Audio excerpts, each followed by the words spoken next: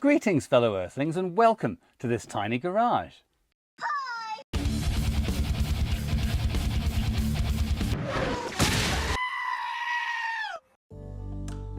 This week is a dive into the oil system on this Porsche 996.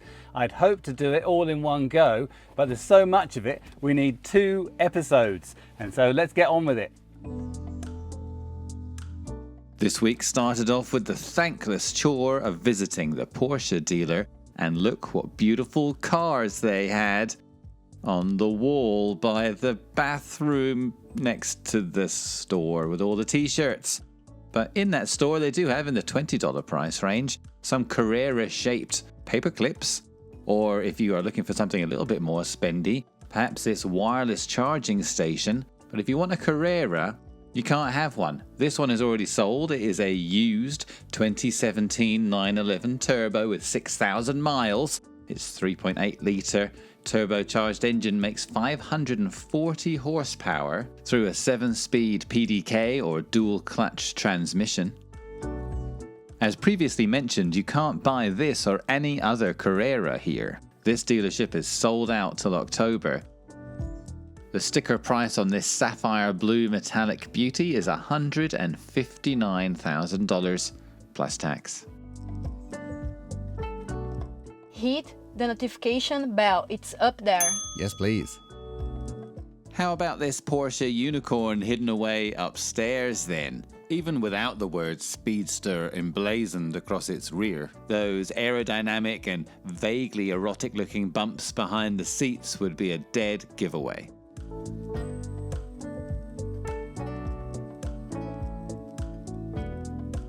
While this car takes its name from the lightweight 356 Speedster, first debuted in 1954, as you can tell from that giveaway front grille, underneath this Speedster is more or less a GT3. You may be wondering then why the price of this used GT3 convertible with a body kit is $390,000. Well, the reason for that is because Porsche decided to make 1,948 of them to celebrate 70 years of Porsche. Despite paying more for your used Porsche Speedster than a used Lamborghini Aventador, you don't actually get a badge, you get a lightweight sticker. Admittedly, it's a pretty cool sticker. Sadly, we're not here for Porsche store paper clips or Lamborghini priced Speedsters. We're here for that window there, the parts department, to get parts for our Porsche 911 oil system. Here we are looking up from the floor at the oil sump. We're going to start with the oil starts right here at the oil pump pickup. That mesh is supposed to catch any debris that might go back into the engine. It certainly did catch all of these brown chips of plastic from our cam timing guides. That got chewed up a little bit. That was the reason we're making these videos in the first place. Hold on, what's the dog doing? Oh yeah, subscribe now. Delta says thank you.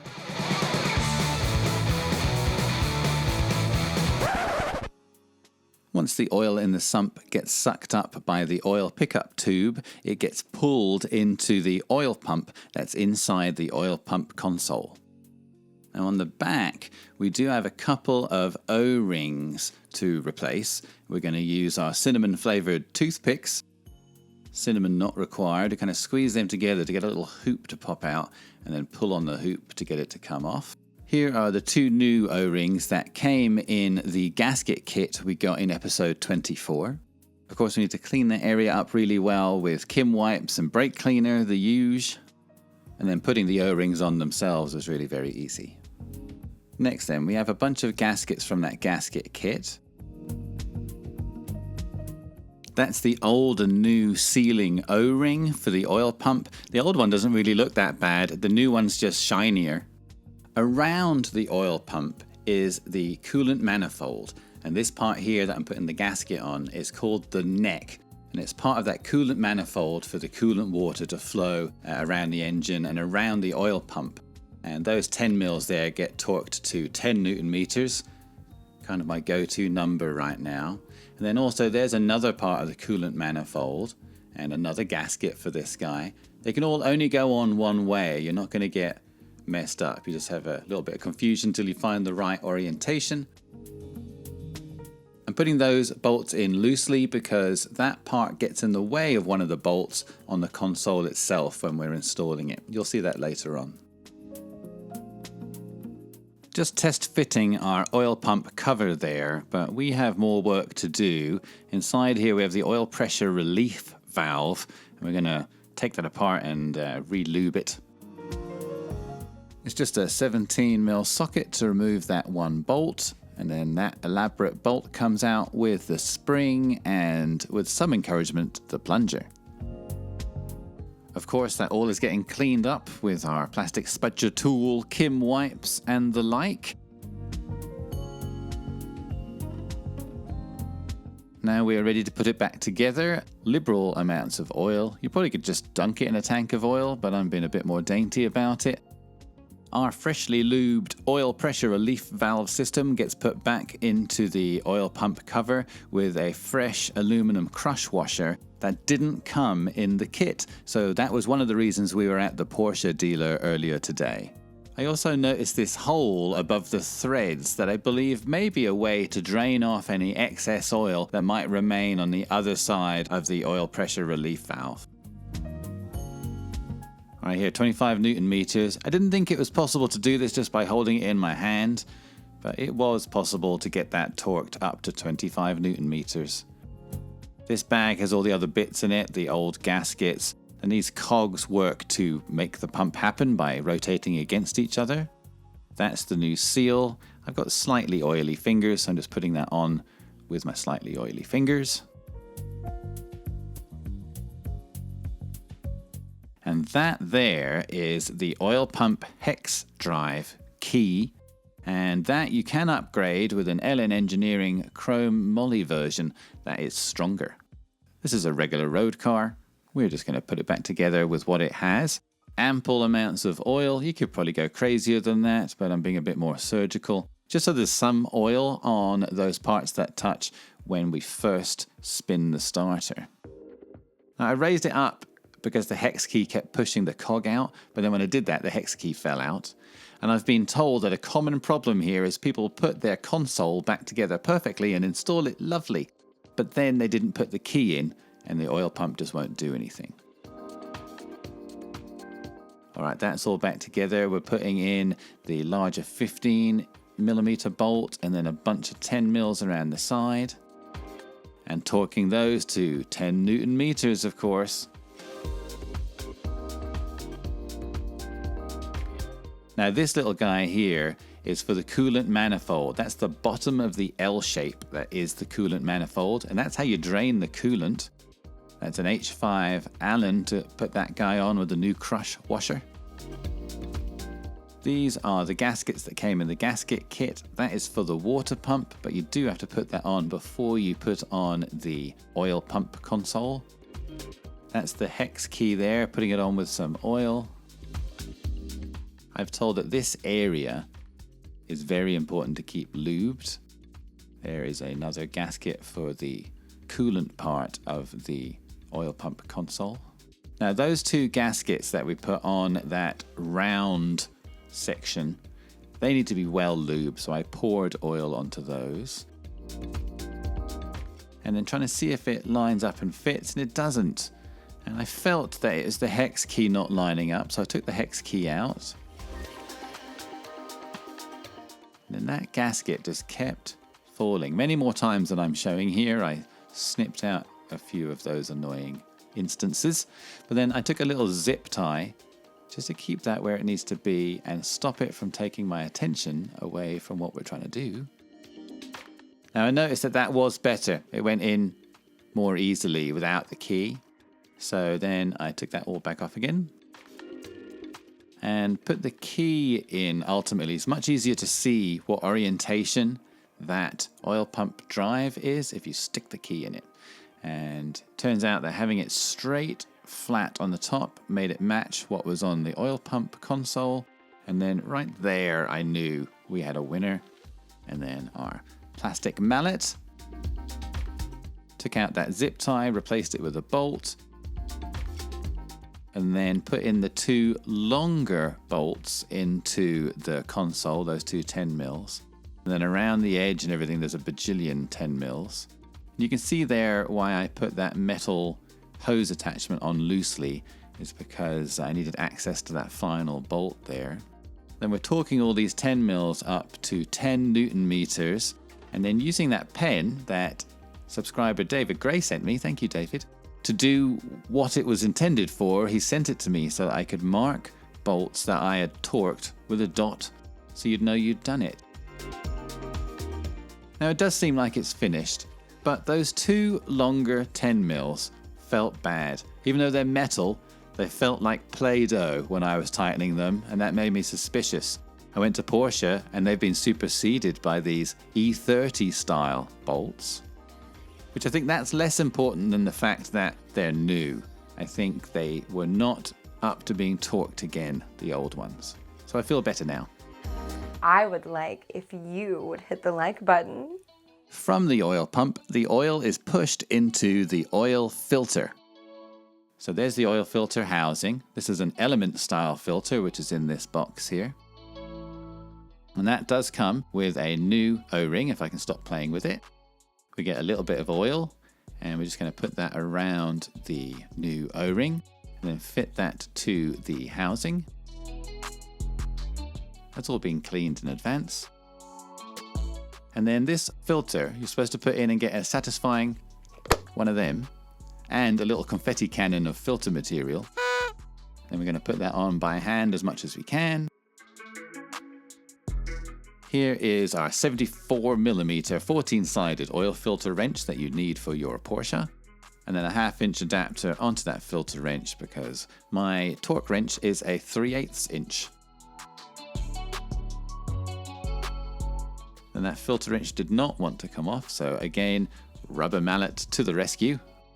A popular way to upgrade this system with racers and street racers alike is with a backflow preventer like this one from TuneRS Motorsports in Florida. One of these backflow preventers allows you to bypass the Porsche filter system and install one of these remote oil filter mounts that can fit any high-performance screw-on oil filter you feel like.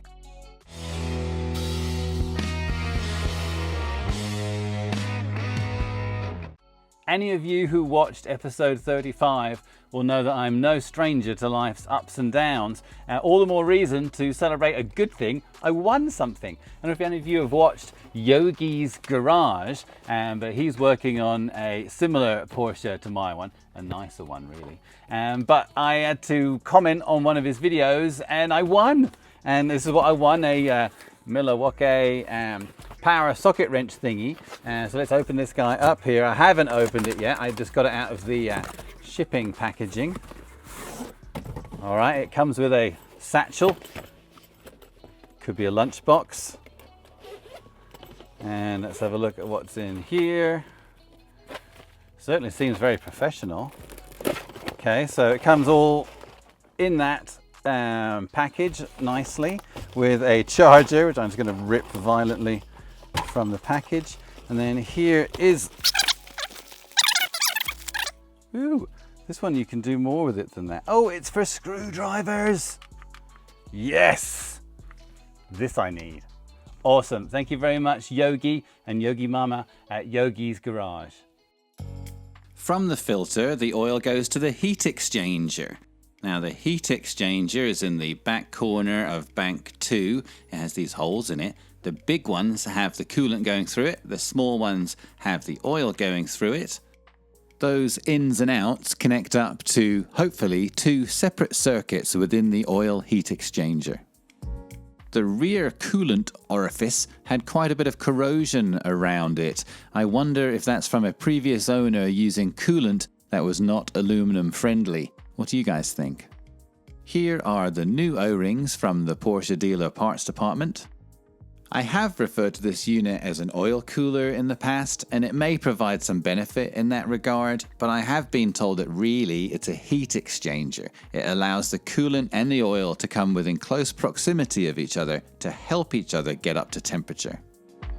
The problem these heat exchangers have is the possibility of the oil and coolant touching. If something breaks inside the unit itself, then you get coolant in your oil, and that's bad. And so an option that is available is a heat exchanger delete plate, like this one from TuneRS Motorsports. One of these delete plates allows you to replace the heat exchanger with these Air-Equip style universal connectors, allowing you to add an external oil cooler or whatever racing car madness you can dream up. The heat exchanger / oil cooler is held on with these 4 H5 bolts that we are talking to 10 Newton meters. From the heat exchanger, the oil goes into the core of the engine, the bearing carrier with the crankshaft and the bearings. And in episode 21, we took a look at how the oil goes through the bearing carrier and the bearings and finds its way to the big ends and the bearing carrier journals, etc. From the bearing carrier, it squirts out into the heads through various holes and comes out here to run the hydraulic lifters. It's also where the oil pressure that runs the variocam comes from. And speaking of oil pressure, at the very outer reaches of the oil's journey, we do have the oil pressure sensor mounted on the Bank 2 cylinder head cover. Once the oil has done its work within the bearing carrier and the cylinder head, it trickles down via gravity into these channels and then flows back towards the scavenger pumps in the chain area of the cylinder head. So we made it as far as this scavenge pump, but that's all we have time for this week. Thank you very much for watching. Till next time, the dog's out of here.